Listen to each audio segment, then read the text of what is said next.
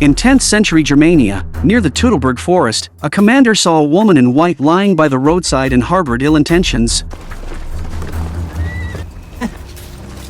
However, he quickly paid the price for his thoughts. A man covered in paint blends in with the rocks, and the seemingly peaceful canyon suddenly becomes full of danger. The Roman army, under attack, was on the defensive, quickly forming a shield wall to fend off the fierce assault. The ambushers in the forest seemed to have anticipated this. A burly man forcefully swung his axe, cutting the ropes tied to the trees, and a massive amount of earth and rocks tumbled down the slope. This impact rendered the army's seemingly sturdy shield wall useless, even overturning chariots with ease. The lightly armed forest tribe overwhelmed the fully armored soldiers, gaining a one-sided advantage. The burly man let out a thunderous roar, venting his battle fury. A year after the Battle of the Teutoburg Forest, Arminius led the barbarian tribes to victory, but the Roman Empire still claimed the land as their own. The group intercepted a Roman supply convoy. Arminius discovered large tents in the supplies that could accommodate thousands of people. He realized that the Roman Empire might be preparing for another large-scale war, as such tents were typically used for large army encampments. The Romans continued to send reinforcements to the front, this time led by Tiberius. Unlike the previous commander, Varus, who had failed, Tiberius was more cautious. Facing the powerful Roman army, Arminius needed to unite the tribes again to resist the invaders. At this moment, a young man named Flavus arrived in Germania. He was Arminius's younger brother. Flavus had completely identified himself as a Roman and even vowed to help the Romans capture his brother. He saw Rome as his support and betrayed his barbarian heritage. Arminius woke up from a nightmare, checking on his crying son, only to find Varus. This time, he was fully awake. At the tribal assembly, all the chieftains were dressed in their finest, and Arminius sought their support against Rome. Initially, the atmosphere was harmonious, but unexpectedly, a chieftain named Marbod stood up in opposition. Like the brothers Arminius and Marbod, they were sent to Rome as hostages when they were young. Marbod was not released back to the tribe until he was 17 years old and became the chief. He had not clearly stated his stance before, but at the assembly, he suddenly changed his attitude. It turned out that Arminius's brother, Flavus, had promised him benefits. Marbod also wanted to be the leader of the united tribes and was willing to trade with Rome. Ultimately, the tribal assembly ended without any results. After the assembly, Arminius wanted to confront Marbod. In the mist, he saw a familiar figure and, upon approaching, discovered it was his brother, Flavus. The brothers met with no hint of familial affection and immediately drew their swords. Flavus blamed his brother for ruining his life, but he was no match for Arminius in the fight. As they struggled, Marbod picked up a stone and struck Arminius from behind, knocking him unconscious. After Arminius was captured by the Romans, no one in the tribe was willing to help. Thusnelda, helpless, could only seek assistance from Folquin. After Arminius was taken to the Roman camp, the Romans were filled with hatred for him. In the tribe, he was a respected hero, but to the Romans, he was a traitor, and they all wanted him dead immediately. However, the commander, Tiberius, was not in a hurry to kill Arminius. Tiberius, a shrewd man, knew that if he killed Arminius at this time, the new successor might not be easier to deal with than Arminius. So, he decided to imprison Arminius instead. A night passed, and Arminius had not returned home, leaving Thusnelda in a panic. She searched everywhere and found only Arminius's injured horse. Furious, she confronted Marbod, demanding to know her husband's whereabouts. Marbod said that they were ambushed by the Romans while they were talking. The other side had too many people and he could not defeat them at all, so he had to choose to protect himself. He also mentioned he was injured and regretted Arminius's disappearance. Thusnelda did not believe him but had no proof. So she returned home, determined to find another way to rescue her husband. Thusnelda decided to go to the Roman camp to investigate. Before she could act, she was ambushed by Romans. Fortunately, she and her companions were skilled fighters.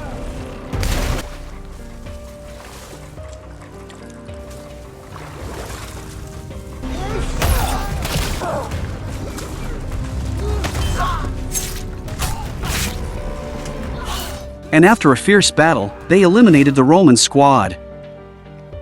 From one of the Romans, she learned that Arminius was still alive. Next, she began planning her husband's rescue. She sought help from the chieftains, but they only offered condolences and were unwilling to assist. Thusnelda refused to give up and decided to rescue her husband herself. After settling her child, she set out on her mission. The Roman camp had many soldiers, and to meet their needs, A market was set up where nearby tribes could sell their goods. Thusnelda took this opportunity to infiltrate the camp but was stopped by Roman soldiers. They informed her that only Romans could enter to buy goods, a rule Thusnelda was unaware of. Just then, Marbod appeared, making her even more certain that he had betrayed Arminius. Thusnelda was about to sneak into the barracks with the cavalry, but was caught on the spot.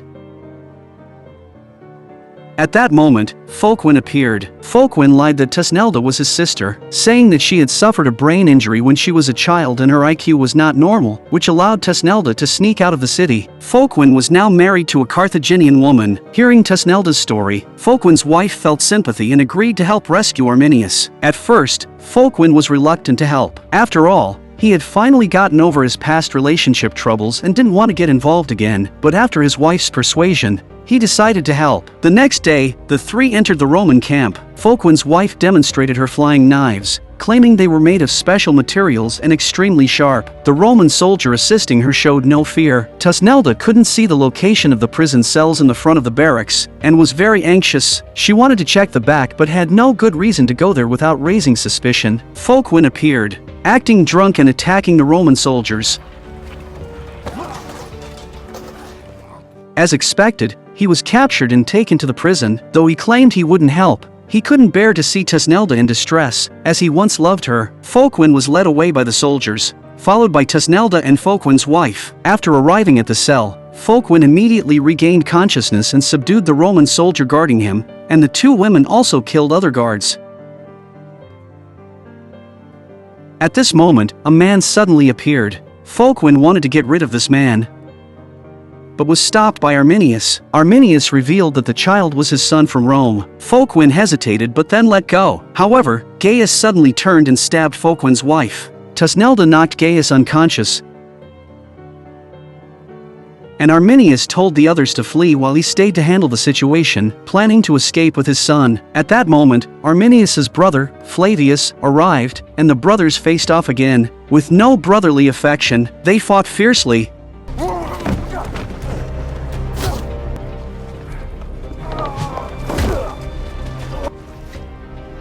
Eventually, they escaped the Roman camp,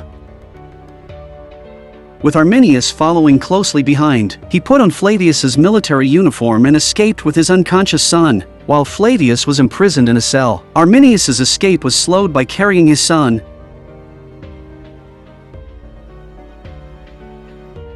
and he was soon caught by a Roman cavalry squad. In desperation, he used his son as bait, luring the cavalry into a deep pit. The Romans fell into the trap, and Arminius hid on a cliff. He pulled a lone Roman soldier off the cliff and killed another before the remaining soldiers were eliminated.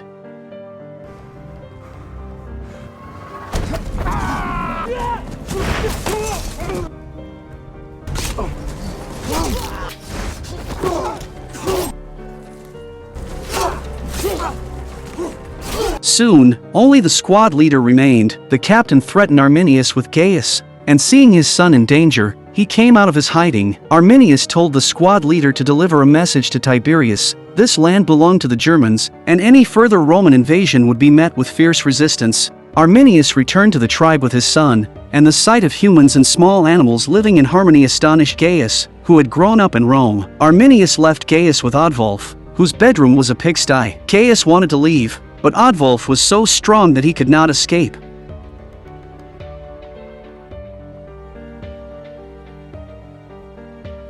In the middle of the night, Gaius couldn't stand the smell of the pigsty and tried to sneak away, but Oddvolf caught him. Folkwin's wife was severely injured during the rescue and was treated by the tribe's shaman. During the treatment, the pain triggered her memories. She recalled a Roman soldier, Germanicus, who had killed her father. She was young at the time and had only vague memories, but the injury made the traumatic experience clearer. After this, Arminius and his wife, Thusnelda, had a falling out. Thusnelda was furious that Arminius had a son and never told her. She felt betrayed. Arminius did not explain much, as the facts spoke for themselves. He proposed moving Folkwin's wife to a safe place, as the tribe was about to go to war with Rome, and the traitor Marbod needed to be punished. Outside, Thusnelda would give Chief Arminius face, but when she got home, she put the knife directly to Arminius' neck. Thusnelda said that when everyone was unwilling to save him and said he was dead, She was the only one who believed that he was still alive, even risking his own life to save him. But Arminius hid the fact that he had a son. At this time in the Roman camp, Flavus was stripped naked and allowed Arminius to escape. So he was regarded as an accomplice. Despite his explanations, the Romans did not believe him because of his barbarian blood. He and 3 others were punished for this.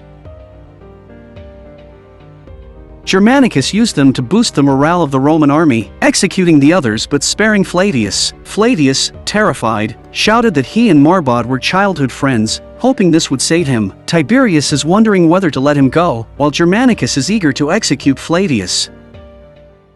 During the tribal gathering, a duel became inevitable. Arminius chose to face Marbod in a one-on-one fight, and no one could stop it. In the duel, Arminius wielded 2 swords, while Marbod used a sword and an axe. Both men had past connections with Rome. Arminius had served as a Roman officer, and Marbod had a similar background. Arminius did not gain the upper hand in the duel. Instead, he was beaten badly by Marbod. Occasionally, he managed to gain a slight advantage, but Marbod quickly counterattacked. Arminius's warriors stood ready with their weapons, prepared for any unexpected situation.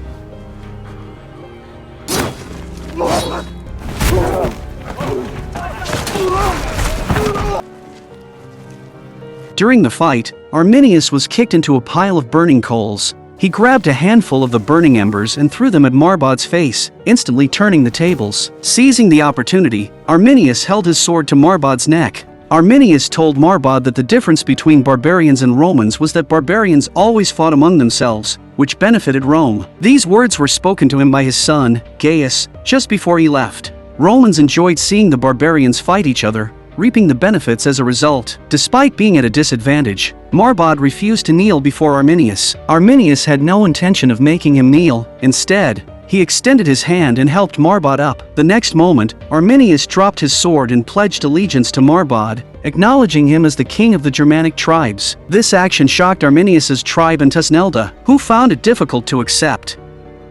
Arminius's move was a calculated one. He clearly wanted to gain Marbod's 70,000 soldiers. Marbod's wife did not want to jeopardize their relationship with the Romans, but Marbod was unwilling to give up his throne. He hoped the Romans would continue their friendly relationship with him. In the forest, a Roman soldier had been secretly following Arminius's group to his tribe. However, Arminius's men were vigilant and quickly captured the Roman soldier. The soldier claimed to be Flavus, the son of Segestes, and Arminius's brother. He had come on Tiberius's orders to deliver gifts and a message to Marbod. Marbod was pleased with the gifts but looked grim after reading Tiberius's secret letter. Arminius was furious upon seeing his brother and immediately drew his sword. However, Marbod protected Flavus, forcing Arminius to suppress his anger and put on a smile. This fake smile disgusted Thusnelda. Arminius had lost his throne and was forced to host Flavus in his tribe. Thusnelda was extremely unhappy and took out her frustration on a piece of wood. Arminius tried to explain, but Thusnelda refused to listen. She accused Arminius of being a traitor, first to his tribe, then to his Roman son, wife, foster father, and the 30,000 Roman soldiers who had trusted him. Now, she believed, he had betrayed her by kneeling before Marbod. Thusnelda saw him as a habitual traitor. These words enraged Arminius, who warned Thusnelda to watch her words and remember that he was still the chief. Arminius was biding his time, knowing that true peace with Rome was impossible. Marbod had not yet realized this, so Arminius was willing to wait. Marbod showed the letter to his wife. Tiberius demanded Marbod present Flavius's head as a sign of loyalty to Rome. This was a cruel test because Flavius had claimed to be close to Marbod, making this a perfect way to prove Marbod's loyalty. Meanwhile, Flavius was still dreaming of returning to Rome and living a comfortable life. At the moment of the Germanic king's coronation, a sudden barrage of arrows rained down on the tribe.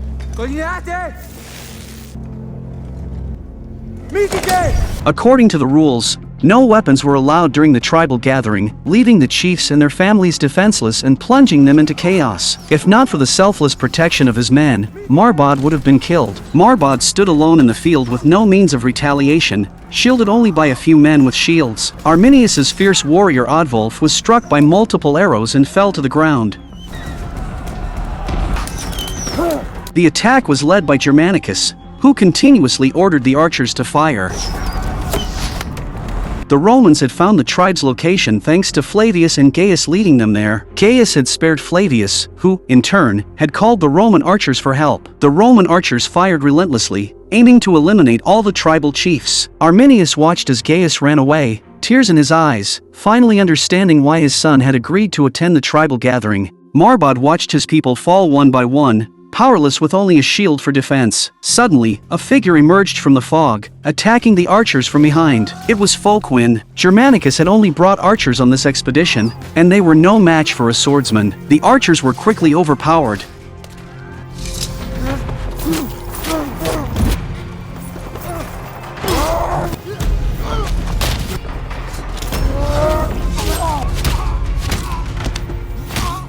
And Germanicus ordered a retreat. Folkwin single-handedly attacked the Roman archers, saving some of his surviving tribesmen. Marbod was hit in the leg by an arrow, and his wife was killed. Marbod deeply regretted not killing Flavius earlier. Oddwulf had taken care of Gaius, letting him stay in his home and teaching him to hunt, only to be indirectly killed by Gaius. Before he died, he was still worried about Gaius' safety, but Gaius had already left. Talio watched Oddwulf in agony as he took his last breath.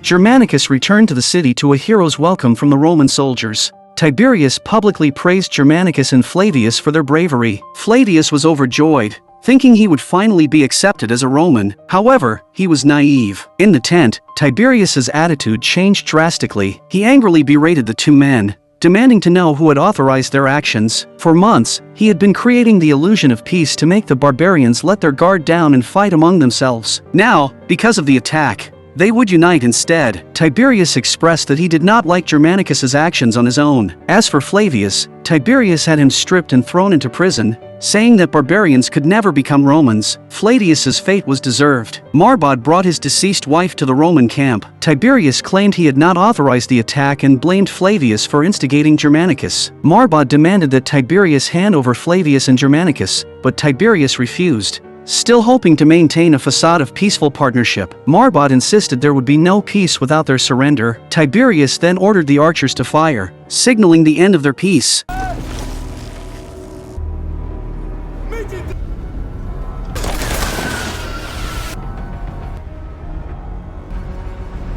Gaius, starving, resorted to eating wild fruits. He wanted meat and used Oddwulf's hunting methods. As he tried to start a fire, a gray wolf appeared.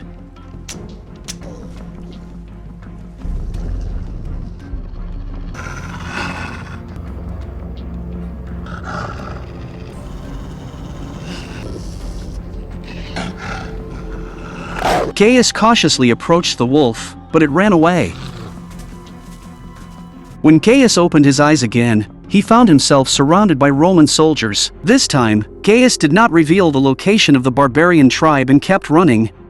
At night, Gaius encountered Thusnelda and Folkwin resting.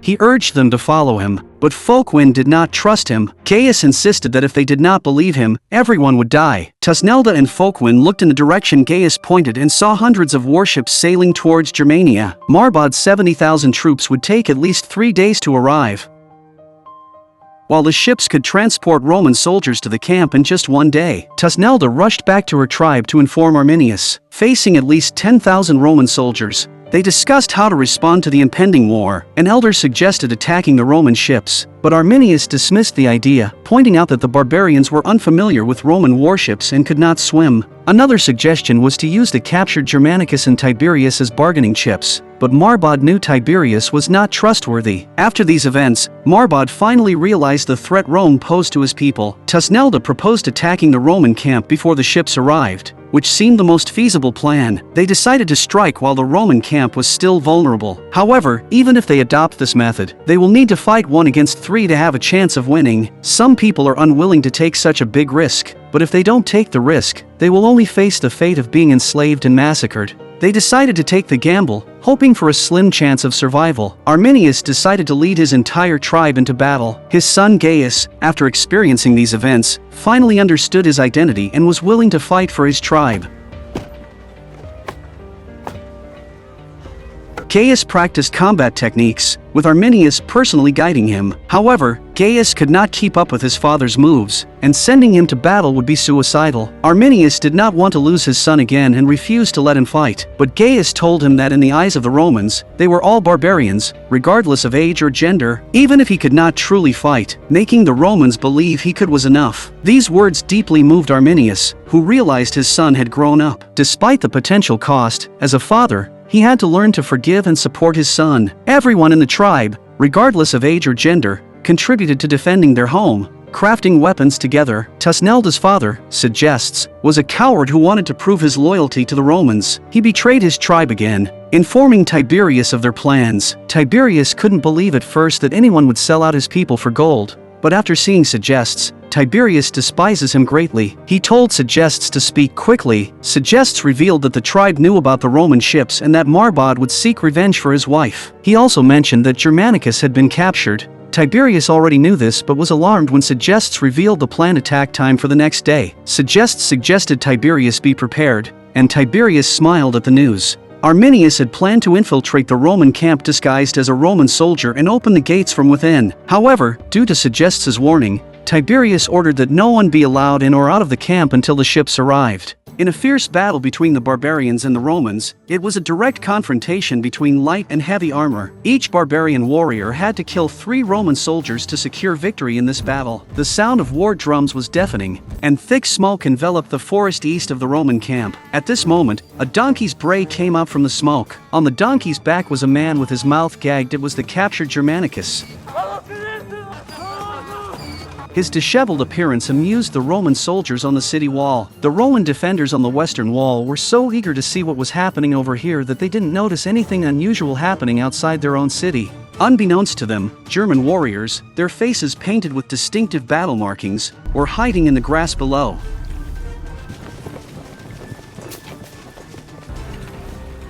Before this, the barbarian warriors had already set up shields under the city wall. Seizing the moment when no one was paying attention, Folkwin commanded the second squad to approach the wall. By this time, Germanicus had been brought to the east gate.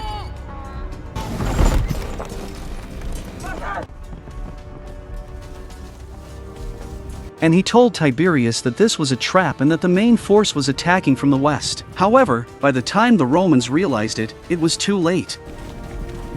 Folkwin and his men had already scaled the city wall.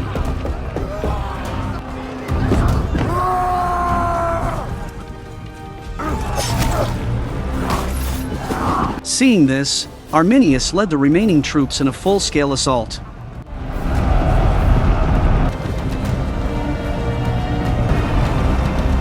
Outside, the Germanic warriors had reached the city gate, but those inside were blocked by the gate's bolt.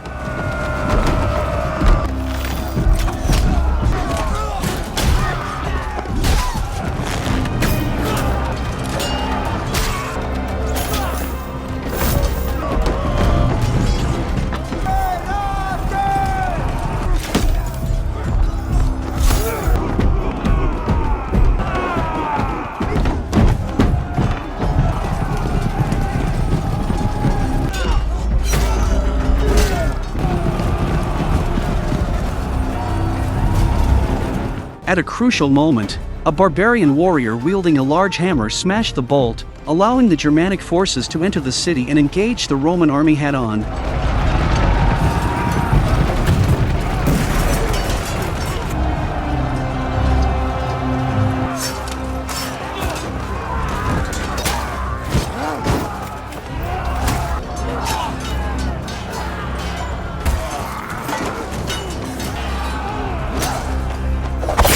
Marbod, driven by a desire to avenge his late wife, was relentlessly searching for Tiberius.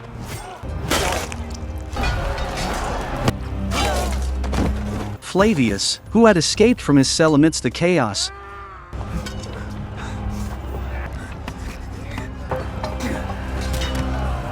saw the enraged Marbod and followed him into Tiberius' tent.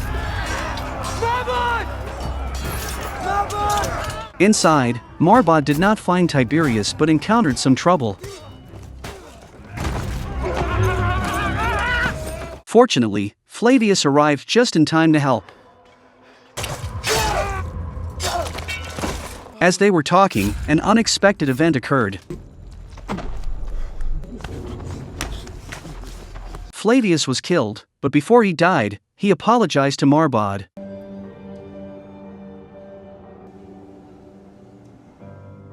During the battle, Arminius encountered a powerful Roman soldier who overpowered him with sheer strength. However, Arminius was not alone. Thusnelda and Folkwin worked together to defeat each other. Afterward, the three of them stood back to back, each defending against a different wave of enemies.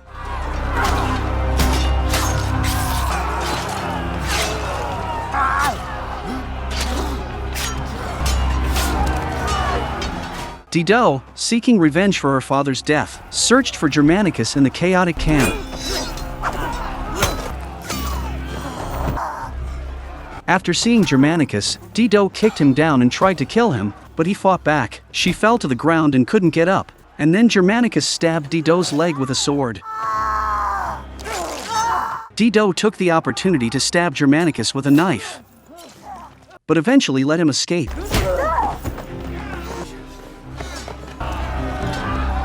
Folquin pursued Germanicus through the battlefield littered with fallen Roman soldiers. Unexpectedly, Germanicus, feigning death, ambushed Folquin from behind, and so fell the valiant Folquin.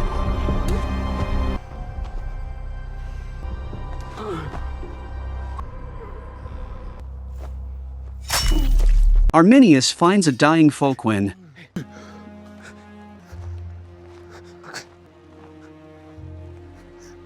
Folkwin states that he hates Arminius, but at the same time he loves him. He asked Arminius to take care of Thusnelda's child as if it were his own. Arminius froze for a moment at his words, but looking at Folkwin in front of him, he finally agreed. With that promise, Folkwin died in Arminius' arms. He had sacrificed his life for his people, though he could have avoided the battle.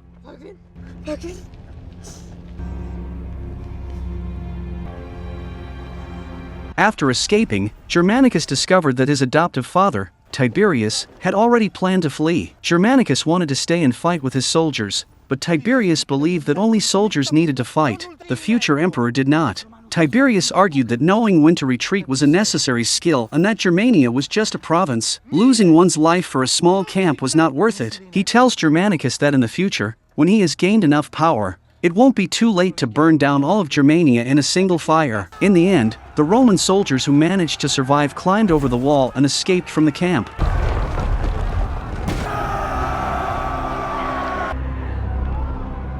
The camp was lost, and the supply ships also turned around and left at the shore. The Roman army was completely driven out, and Arminius led his people to a hard-won victory. Thusnelda put Folkwin's wolf tooth pendant back around his neck. Suddenly, a raven appeared,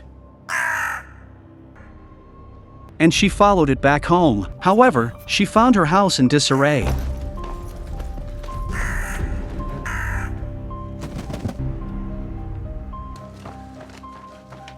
The maidservant who was supposed to care for her son had been killed, and the child was missing. Ansgar, the younger brother, is tied up, and although he becomes demented, he knows that he has to protect his sister's child. Ansgar runs desperately toward the woods, and Thusnelda follows her brother to the woods.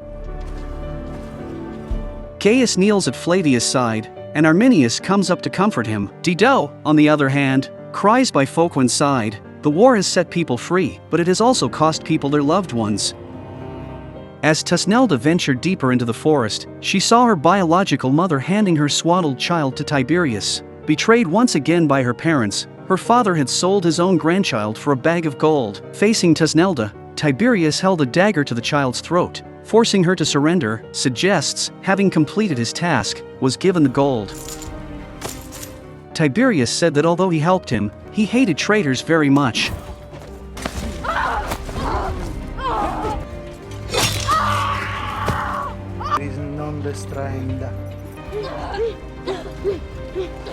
Then Thusnelda watched as her parents were killed. Tiberius ordered Thusnelda and the child to be brought back to Rome in an attempt to keep Arminius in check.